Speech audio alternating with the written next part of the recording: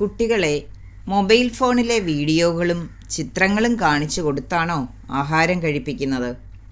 നിങ്ങൾ TV കണ്ടുകൊണ്ടാണോ ആഹാരം കഴിക്കുന്നത്? എങ്കിൽ ഈ വീഡിയോ മുഴുവനും കാണുക. ഇത് നിങ്ങൾക്കുള്ളതാണ്. നമ്മുടെ ആരോഗ്യത്തിനും കുട്ടികളുടെ സർവ്വതോന്മുഖമായ വളർച്ചയ്ക്കും ഇങ്ങനെയൊരു ശീലം വരുത്തുന്ന ദോഷങ്ങൾ എന്തൊക്കെയാണെന്ന് നോക്കാം. ആഹാരം കഴിക്കുന്ന സമയം മനസ്സിന് ഏറ്റവും റിലാക്സേഷൻ കിട്ടേണ്ട സമയമാണ്. അതുകൊണ്ട് തന്നെ നമ്മുടെ മുഴുവൻ ശ്രദ്ധയും ആഹാരത്തിലാണ് വേണ്ടത്. മൊബൈൽ കണ്ടുകൊണ്ട് ആഹാരം കഴിക്കുമ്പോൾ കുട്ടികളുടെ മുഴുവൻ ശ്രദ്ധയും ആഹാരത്തിൽ കിട്ടുന്നില്ല. വിശപ്പുണ്ടാവുന്നത് കുട്ടി തിരിച്ചറിയുന്നില്ല. ഏത് ആഹാരമാണ് കഴിക്കുന്നതെന്നും എത്ര അളവിൽ കഴിക്കുന്നുണ്ടെന്നും കുട്ടി ശ്രദ്ധിക്കുന്നതേയില്ല. ഈ ശീലം കുട്ടിയെ അമിതാഹാരത്തിലേക്കോ അല്പാഹാരത്തിലേക്കോ നയിച്ചേക്കാം. പ്രകൃതിദത്തമായി ഉണ്ടാവേണ്ട വിശപ്പ് കുട്ടി അറിയുന്നില്ല. മാത്രമല്ല, ദഹനരസങ്ങൾ വേണ്ടത്ര അളവിൽ പ്രവർത്തിക്കുകയുമില്ല. സ്ക്രീനിൽ ശ്രദ്ധിച്ചിരിക്കുമ്പോൾ എത്രയും വേഗത്തിൽ ആഹാരം കഴിച്ചിട്ട് പോവാനുള്ള തിരക്കിനിടയിൽ ചവച്ചരച്ച് കഴിക്കാതെ ആഹാരം വിഴുങ്ങാനുള്ള പ്രവണതയായിരിക്കും മുന്നിട്ട് നിൽക്കുക.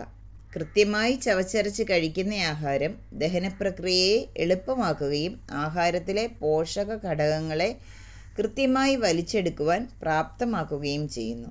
കൃത്യമായ രീതിയിൽ ദഹനപ്രക്രിയ നടക്കാതെ പോകുന്നത് ദഹനേന്ദ്രിയ വ്യവസ്ഥയുടെ സുഗമമായ നടത്തിപ്പിന് തടസ്സമാവുകയും ഗ്യാസ് ഉണ്ടാവാൻ സാധ്യതയുണ്ടാവുകയും ചെയ്യുന്നു.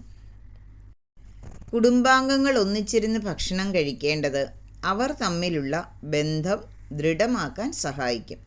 കുട്ടികൾക്ക് സാമൂഹിക ബന്ധങ്ങളുടെ അടിത്തറയിടുന്നത് കുടുംബത്തിലെ ഭക്ഷണശീലമാണ്. പൊണ്ണത്തടി, ഉറക്കമില്ലായ്മ, സ്വഭാവ വൈകല്യങ്ങൾ, വ്യക്തിവികസനത്തിലെ അപാകതകൾ തുടങ്ങിയ പ്രശ്നങ്ങൾ കുട്ടികൾക്കുണ്ടാകാനും മൊബൈൽ കണ്ടുകൊണ്ടുള്ള ആഹാരശീലങ്ങൾ കാരണമാവാം.